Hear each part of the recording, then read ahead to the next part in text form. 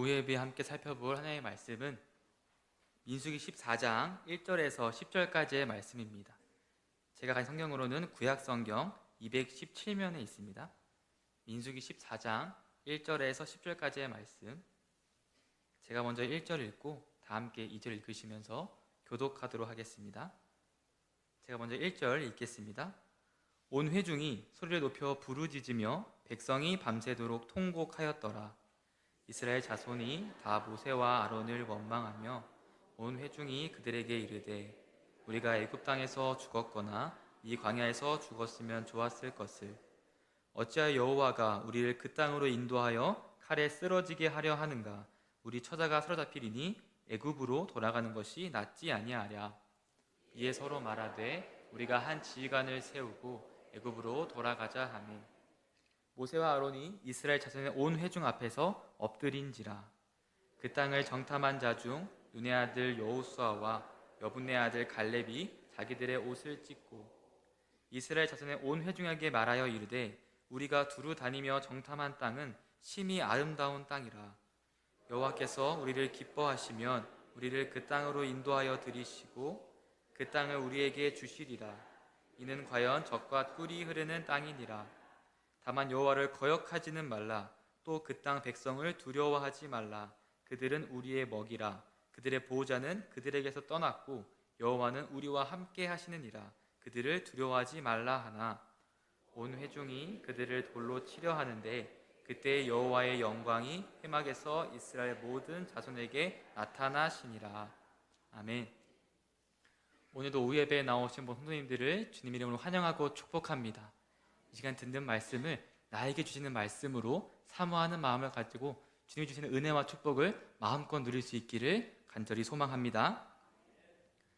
이 자리에 계신 많은 성도님들께서는 아마 운전을 해보신 적이 있으실 것 같습니다. 운전 직접 하지 않았더라도 조수석에서 함께 운전하는 것을 바라본 경험이 있으실 겁니다. 근데 우리가 운전할 때 꼭 사용하는 것이 있습니다. 그것은 바로 내비게이션이죠. 우리가 아는 길을 갈 때라도 아니면 우리가 모르는 길을 갈 때 우리는 내비게이션을 통해서 우리가 어떻게 가야 할지 내비게이션의 도움을 받게 됩니다. 저도 교회와 집에 거리가 조금 있어가지고 매주 교회 올 때마다 차를 타고 교회를 오게 되는데요. 2년이나 왔다 갔다 한 길이라도 저는 언제나 교회를 오거나 집에 갈 때나 항상 내비게이션으로 경로 안내를 받으면서 교회를 오고 집을 돌아갑니다. 그런데 우리가 운전을 할 때 가끔 이런 경험 있지 않습니까? 내비게이션은 이 길로 가라고 하는데 분명 내가 아는 길이 더 빠른 길일 경우가 있습니다. 그러면 저 같은 경우에는 종종 이 길이 더 빠르다라고 그냥 혼잣말로 하면서 그 길로 갈 때가 있습니다. 그런데 결국 그 길로 가다 보면 한 10분 뒤에 20분 뒤에 갑자기 공사를 하거나 차가 많이 막히거나 또 그날따라 유독 신호가 잘 안 걸리는 것을 경험하게 됩니다. 그런데 이러한 내비게이션의 그런 경험이 우리의 인생과도 비슷하지 않나 싶습니다. 하나님께서는 우리에게 분명히 우리가 가야 할 방향을 알려주시고 가야 할 길을 알려주셨습니다. 그런데 우리가 우리 생각에 우리 마음에 그 길이 생각보다 좋아 보이지 않다고 생각하는 경우가 있습니다. 그 길보다 더 좋은 길이 있을 것만 같은 착각을 할 때가 있다라는 것이죠. 말씀은 이쪽으로 가라는데 나는 저쪽이 더 좋아 보이고 하나님은 기다리라고 말씀하시는데 나는 당장이라도 움직이고 싶고 하나님 이건 진짜 제가 더 잘 알아요. 제가 혼자 제 마음대로 한번 해볼게요 라고 생각을 하는 경우가 있다라는 것입니다. 오늘 말씀에 등장하는 이스라엘 백성들도 이처럼 하나님의 길과 자신의 생각 사이에서 부딪히는 경험을 하고 있습니다. 이러한 상황 속에 이스라엘 백성들은 어떤 선택을 했을까요? 또 그리고 그 선택의 결과는 어떠했을까요? 오늘 말씀을 통해서 이 내용을 함께 살펴보기를 원합니다. 먼저 오늘 본문에 등장하는 이스라엘 백성들은 지금 어디에 위치하고 있을까요? 지금 광야에 위치하고 있습니다. 특별히 광야 중에 하나님이 약속하신 가나안 땅을 바로 앞에 둔 그 광야에 위치하고 있었습니다. 하나님께서는 이 400년의 종살이 끝에 이스라엘 백성들을 애굽에서 출애굽시키시고 약속의 땅 앞까지 인도를 하셨습니다.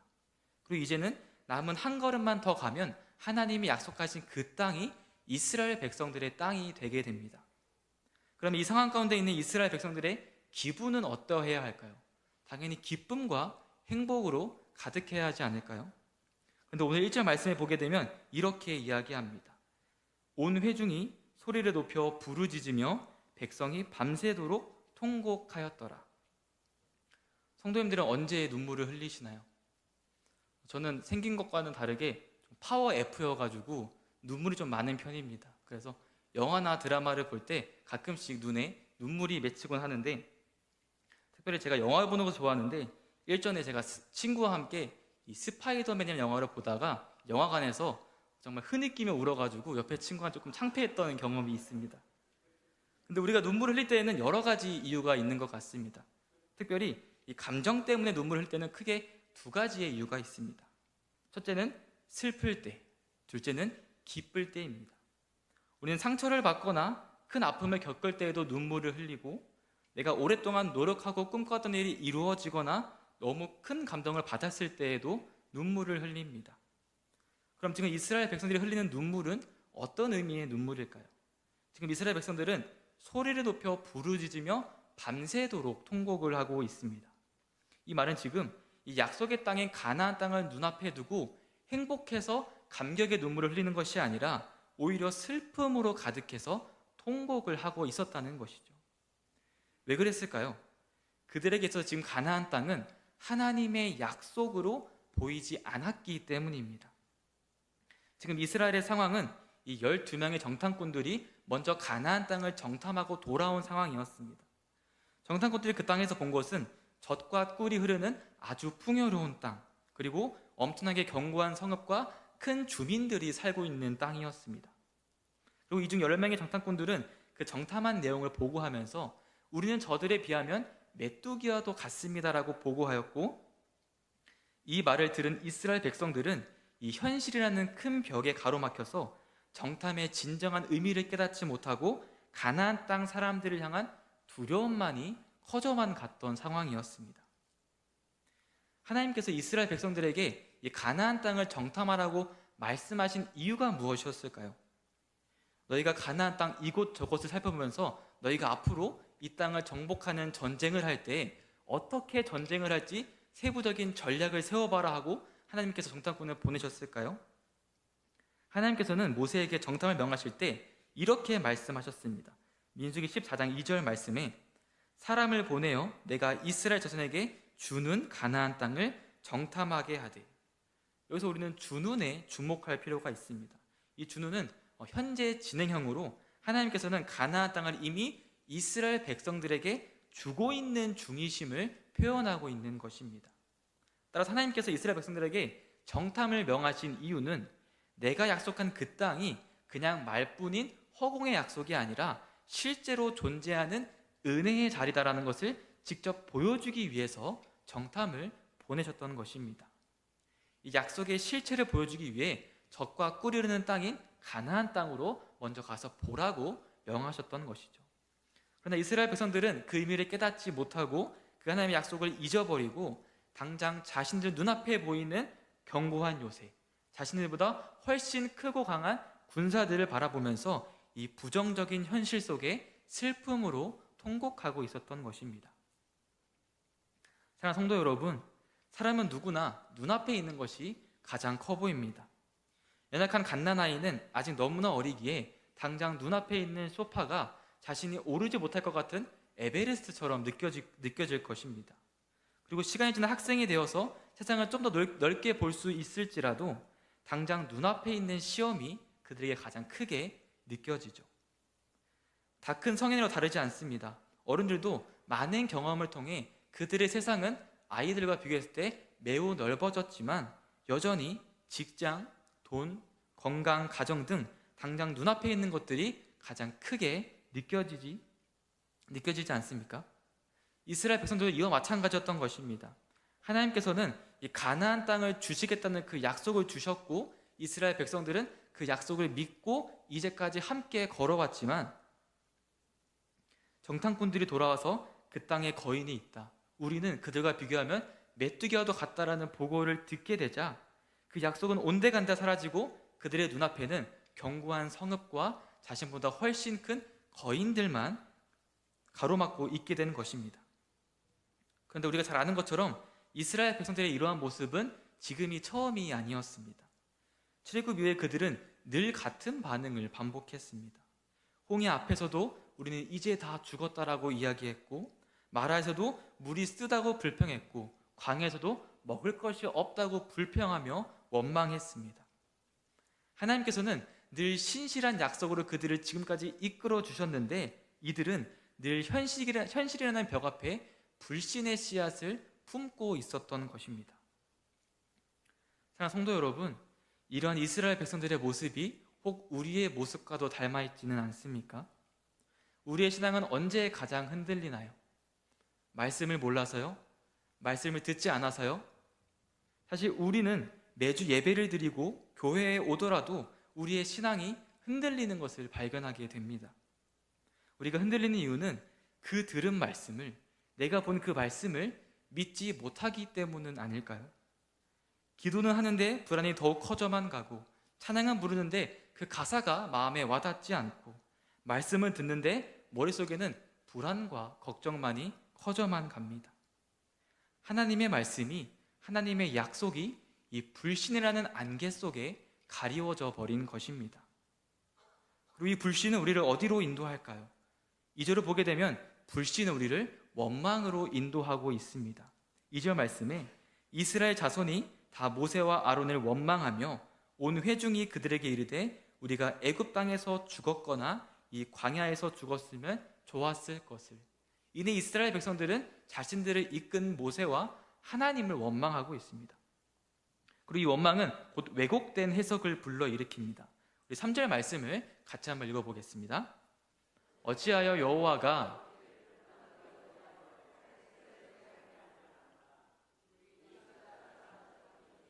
애굽에 돌아가는 것이 낫지 아니하랴. 충격적인 말 아닙니까? 지금까지 하나님께서 이스라엘 백성들을 인도하신 길이 어떤 길이었습니까? 애굽에서, 홍해에서 죽음 가운데 처했던 이스라엘 백성들을 구원해 주셨고, 광야의 엄청난 일교차와 식량난에도 불기둥과 구름기둥으로 만나와 메추라기로 이스라엘 백성들이 죽지 않을 수 있도록 인도하여 주셨습니다. 그런데 그들은 지금 그러한 하나님께서 자신들을 죽음의 길로 인도한다는 왜곡된 해석을 하고 있는 것입니다. 결국 그들의 왜곡된 해석은 왜곡된 결정을 만듭니다. 4절 말씀을 제가 읽어드리겠습니다. 이에 서로 말하되 우리가 한 지휘관을 세우고 애굽으로 돌아가자 하매. 이는 단순한 불평과 반항이 아닙니다. 마치 어린아이가 자신의 요구를 들어주지 않는 부모님을 향해서 됐어요, 그냥 제가 하고 싶은 대로 할게요 라고 말하는 수준이 아니라, 저는 이제 부모님의 자녀가 아닙니다. 저는 부모님이랑 연을 끊고 그냥 제가 하고 싶은 대로 하며 살아갈게요 라고 말하는 것과 같습니다. 이스라엘 백성들은 지금 단순히 이 방향을 바꾸려는 것이 아니라 자신들을 향한 하나님의 통치를, 하나님이 우리의 왕되심을 부인하고 있는 것입니다. 그리고 그 하나님의 자리에 이제 내가 서서 은혜의 길에서 벗어나 죄의 노예로 다시 돌아가겠다는 왜곡된, 너무나 어리석은 결정을 하고 있는 것입니다. 그렇다면 이스라엘 백성들이 이처럼 어리석은 결정을 하게 만든 불신의 원인은 무엇이었을까요? 시편 78편 11절에 보면 이스라엘 백성들을 가리켜서 이렇게 말씀합니다. 여호와께서 행하신 것과 그들에게 보이신 그의 기이한 일을 잊었도다. 이스라엘 백성들은 하나님께서 자신들에게 어떻게 행하셨는지 그 구원의 길을 잊어버린 것입니다. 애굽 종살이에서 구원해 주신 것, 홍해 바다를 갈라주신 것, 마라의 쓴물을 바꿔주신 것 등 하나님의 놀라운 구원의 역사가 그들의 기억에서 사라지자 믿음도 함께 사라지고 불신이 싹트기 시작했던 것입니다. 사랑하는 성도 여러분, 오늘날 우리의 모습은 어떻습니까? 하나님을 불신하고 하나님을 원망하거나 기억을 잊어버리고 하나님의 자리를 내가 차지하고 있지는 않으십니까? 내가 지금 어느 단계에 있든지 오늘 말씀을 통해 즉시 그 불신의 자리에서 벗어날 수 있기를 주님의 이름으로 간절히 축복합니다. 그러기 위해 우리에게 필요한 것은 그 기억을 회복하는 것입니다. 하나님께서 나의 인생 가운데 어떻게 행하셨는지를 붙들어야 한다는 것입니다. 혹여나 이런 생각이 드실 수도 있습니다. 아직 저의 인생 가운데는 하나님의 일하심이 보이지 않았는데요. 아니요. 출애굽의 하나님, 광야의 하나님, 십자가의 하나님이 지금 오늘 우리의 하나님이십니다. 하나님은 이 성경을 통해서 하나님께서 우리에게 행하실 놀라운 약속을 이미 보여주셨던 것입니다. 물론 때로는 우리의 현실이 하나님의 약속보다 더 거대해 보일 때가 있습니다. 성도님, 우리가 예배당에 들어올 때 꼭 통과하는 것이 있습니다. 그것이 바로 저 뒤에 있는 큰 문이죠. 그런데 저 뒤에 있는 큰 문과 비교했을 때 지금 제가 들고 있는 이 손이 클까요? 작을까요? 당연히 작습니다. 훨씬 작습니다. 그런데 이 작은 손이 저 큰 문을 보지 못하게 만드는 방법이 있죠. 그것은 제 눈앞에 이 작은 손을 두는 것입니다. 저 문이 아무리 크더라도 이 작은 손이 제 눈앞에 있으면 저 문은 사라지는 것도 아닌데 내가 볼 수 없게 되는 것이죠. 이스라엘 백성들이 품었던 불신도 이와 마찬가지였습니다. 하나님의 약속을 가리기만 할 뿐 그 약속은 사라지지 않았습니다. 그러나 그들은 현실을 너무나 가깝게 봤기 때문에 그 약속을 바라보지 못했던 것입니다. 사랑하는 성도 여러분, 눈앞에 있는 현실이 우리에게 너무나 크게 다가온다고 해서 하나님께서 사라지시는 것은 결코 아닙니다. 다만 우리가 다른 것을 너무 가까이 하니 그 하나님의 약속을 가리게 되는 것입니다. 우리에게 다시 믿음의 결단이 세워지기를 소망합니다. 다시 예배의 자리를 소망하고 기도의 자리를 지키고 다시 말씀 앞으로, 하나님 앞으로 나아오기를 소망합니다. 그 하나님의 말씀을, 그 약속의 말씀을 우리가 믿을 수 있기를 소망합니다.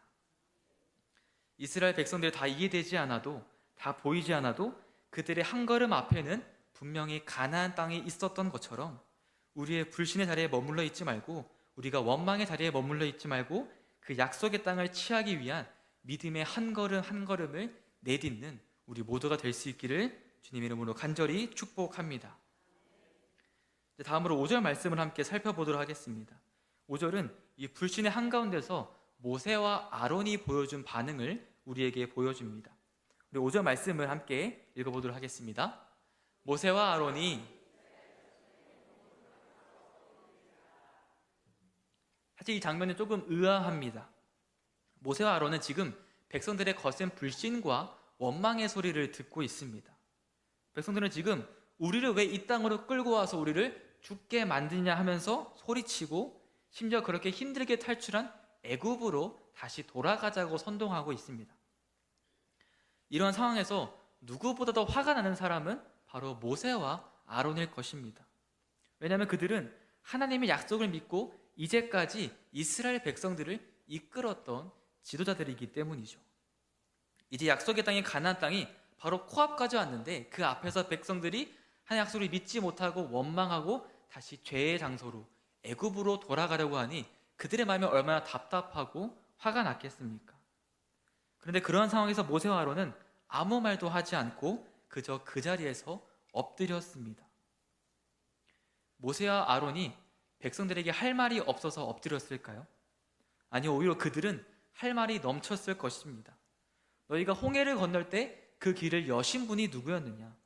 하늘에서 만나와 메추라기 너에게 내려주신 분이 누구셨느냐? 이러한 기적은 모세와 아론뿐만 아니라 이스라엘 백성들도 모두 함께 경험했던 하나님의 역사였습니다. 그래서 모세와 아론이 논리로서 설득하자고 한다면 충분히 도전할 수 있었고, 역사와 경험으로 증거하려면 충분히 증거할 수 있었습니다. 그러나 그들이 선택한 방법은 논리 대신에 엎드림이었습니다.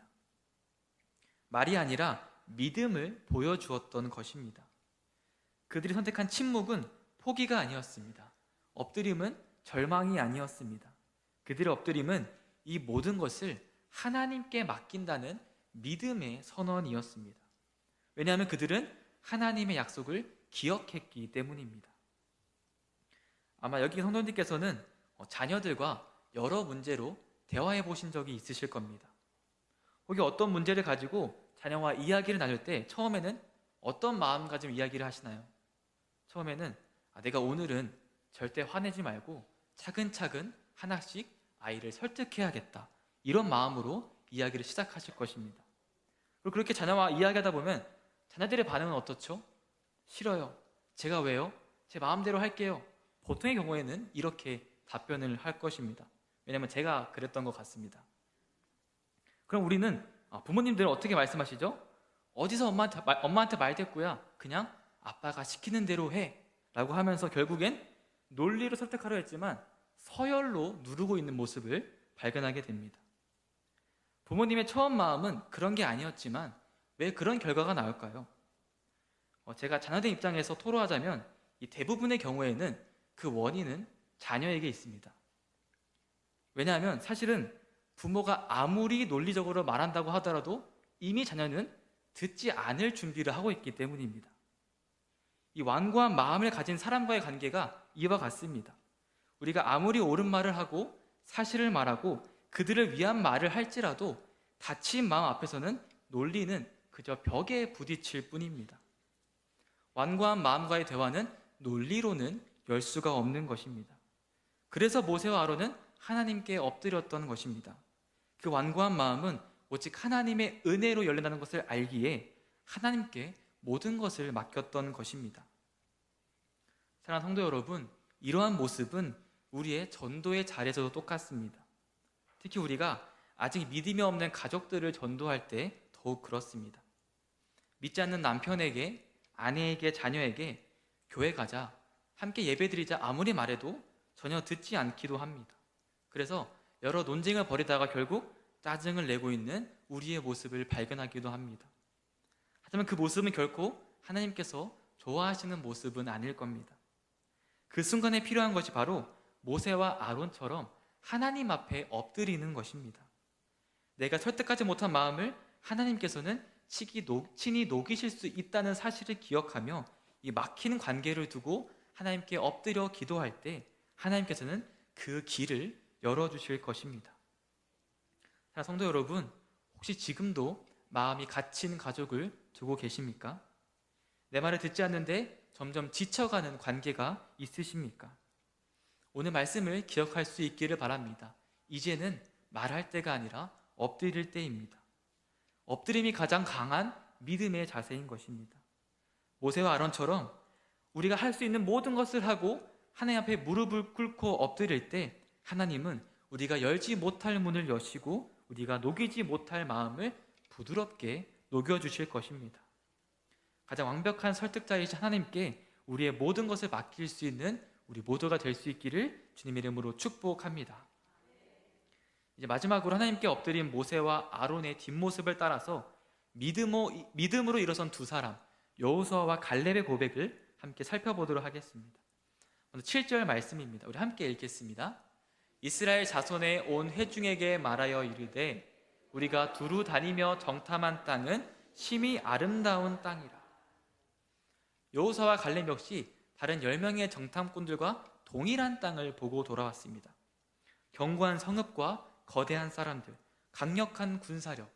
그러나 그들의 입에서는 전혀 다른 말이 나왔죠. 그 땅은 심히 아름다운 땅이라. 이는 단순히 경치가 좋았다는 의미가 아닙니다. 이 본문에 사용된 아름답다를 원어로 보면 히브리어로 토브라고 합니다. 그리고 토브는 좋다, 선하다라는 뜻을 가지고 있습니다. 즉, 이 아름다운 땅이다라는 고백은 단순히 예쁘다는 의미가 아니라 이 안에 하나님의 선하심이 깃들고 있었다는 것을 의미합니다. 즉, 여호수아와 갈렙은 지금 하나님께서 주신 그 약속의 땅이 자신들 앞에 실제로 있는 것을 보고 돌아왔다는 것이죠. 그래서 8절에서 이렇게 고백합니다. 여호와께서 우리를 기뻐하시면 우리를 그 땅으로 인도하여 들이시고 그 땅을 우리에게 주시리라. 이는 과연 젖과 꿀이 흐르는 땅이니라. 여호수아와 갈렙은 절대 우리가 할 수 있습니다라고 말하지 않았습니다. 여호와께서 우리를 기뻐하시면, 이 문장에는 하나님의 약속을 바라보는 그들의 믿음의 태도가 담겨 있습니다. 그들이 본 그 땅이 하나님의 약속의 실체라는 것을, 그들은 자신들의 열심이나 자신감이 아니라 하나님의 은혜를 근거로 해서 확신할 수 있었다는 것이죠. 그래서 그들은 우리가 그 땅을 취할 것입니다가 아니라 하나님께서 그 땅을 우리에게 주실 것입니다라고 고백하고 있는 것입니다. 그래서 9절은 이렇게 말씀합니다. 우리 9절 상반절 말씀을 우리 믿음으로 함께 고백해 보도록 하겠습니다. 다만 여호와를 거역하지는 말라.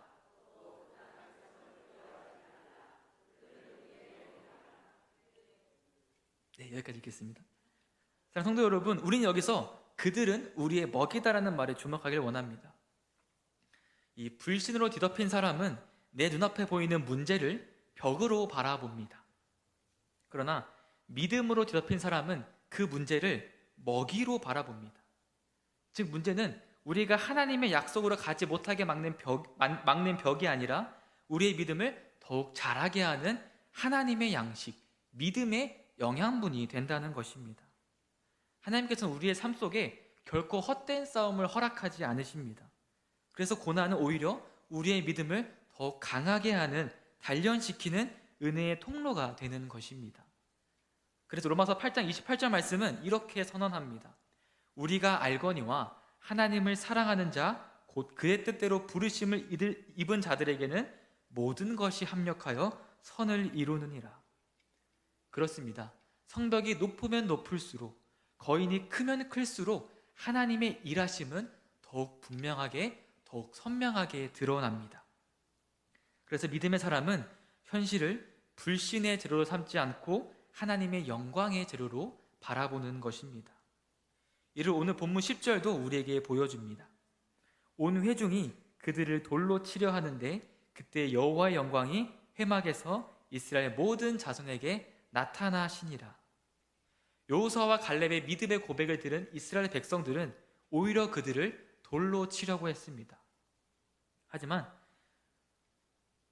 우리의 믿음은요, 때론 세상의 조롱과 공격을 받기도 합니다.